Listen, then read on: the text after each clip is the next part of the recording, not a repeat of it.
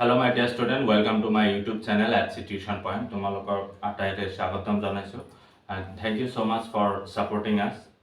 আজি আমি আলোচনা কৰিম questions number 3 পঞ্চম শ্ৰেণী ম্যাথমেটিক্স আনন্দৰাম বৰুৱা একাডেমি প্ৰকাশন। তো questions number 3 অনুশীলনী হৈছে আমাৰ 11 সি আৰু questions number 3 দিয়া আছে চাবা। এটা কোঠাৰ দিক কোনো এটা কোঠা আছে আমাৰ সাপোজ এনেকুৱা এটা কোঠাৰ দিক লম্বাই আছে ইয়াৰ 5 মিটাৰ 5 মিটাৰ হৈছে ইয়াৰ প্ৰস্থ দিক আৰু প্ৰস্থ হৈছে 4 মিটাৰ অৰ্থাৎ এনেকে 4 প্ৰস্থটো হ'ব এনেকুৱা অৰ্থাৎ প্ৰস্থ ইয়াত দিয়া আছে 4 মিটাৰ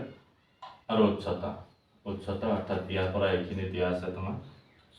উচ্চতা 4 মিটাৰ দিয়া আছে। এবাৰ চা কোঠাৰ বেৰ আৰু সিলিঙত ৰং দিবলৈ মুঠতে কিমান খৰচ পৰিব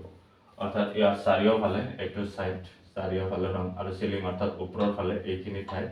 ৰং কৰোতে আৰু চাৰিওফালত ৰং কৰোতে প্ৰতি বৰ্গ মিটাৰত ৰং কৰা খৰচ যদি 25 টকা হয় তেতিয়াহ'লে কিমান হ'ব। তো তুমি ইয়াত 3 নম্বৰত চাবা 3 নম্বৰৰ সমাধান বুলি লিখিবা সমাধান আৰু দিয়া আছে আমাক কি দিয়া আছে চা দিয়া আছে যে যেটো L হ'ব অৰ্থাৎ লেংথ হ'ব এটা হ'ব তোমাৰ 5 মিটাৰ আৰু যেটো হাইট হ'ব এটা হ'ব 4 মিটাৰ আৰু যেটো তোমাৰ ব্ৰেথ হ'ব এটা হ'ব 4 মিটাৰ। এতে যেহেতু বস্তুটো আমাৰ আয়তীয় ঘনক হিচাপে আছে অৰ্থাৎ আয়তীয় ঘনকৰ পৃষ্ঠকালি এটাকে তুমি লিখিবা আমি জানো আমি কি জানো যে আয়তীয় ঘনকৰ পৃষ্ঠকালি আয়তীয় ঘনকৰ পৃষ্ঠকালি সমান 2 whole L into B plus B into H অর্থাৎ BH বুলি লিখিবা প্লাস আৰু এটা কি হ'ব H into L হ'ব। এটো হৈছে আমাৰ সূত্ৰ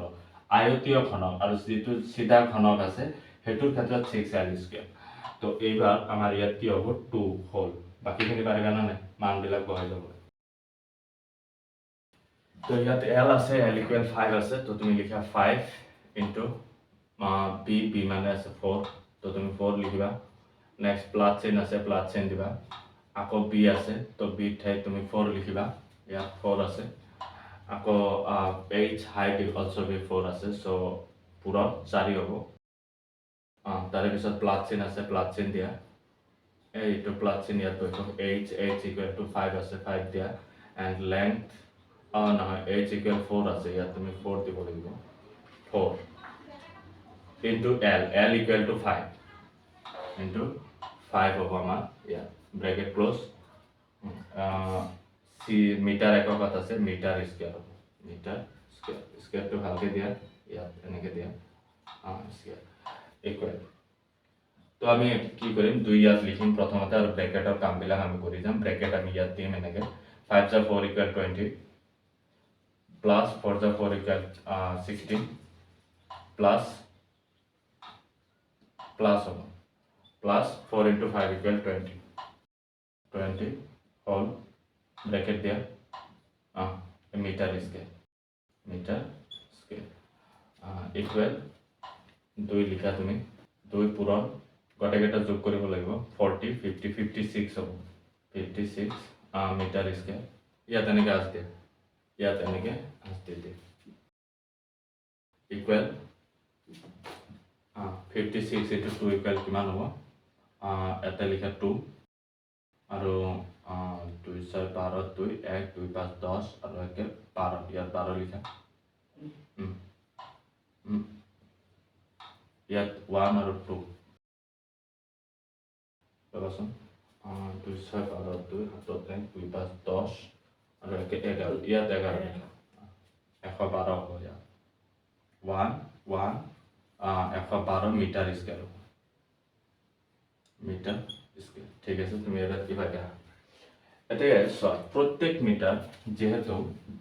প্ৰতি মিটাৰ আমাক কি কৈছে ৰঙৰ খৰচ উলিয়াব দিছে ইয়াতে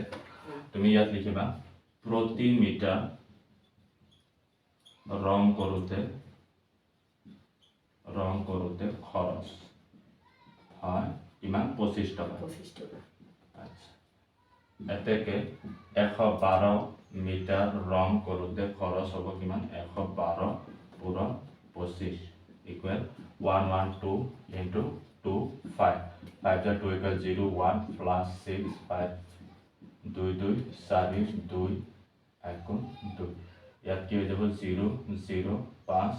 6 8 ইয়াত হৈ যাব 8 আৰু ইয়াত হৈ যাব 2008 ইকুৱেল তুমি যদি ইয়াত পূৰণ কৰা কিমান পাবা 2008 তো আমি 8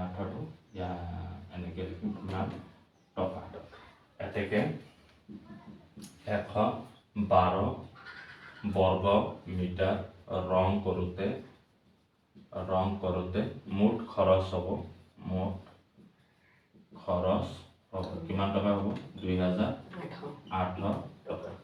তো এই আছিল আজি আমাৰ ক্লাছ নেক্সট ক্লাছত আমি আকৌ কুৱেশ্যন নম্বৰ 4 ৰ সৈতে তোমালোকৰ লগত লগ হ'ম যদি তোমালোকে আমাৰ ক্লাছটো বুজি পাইছা then kindly support us and thank you so much for watching the ক্লাसेस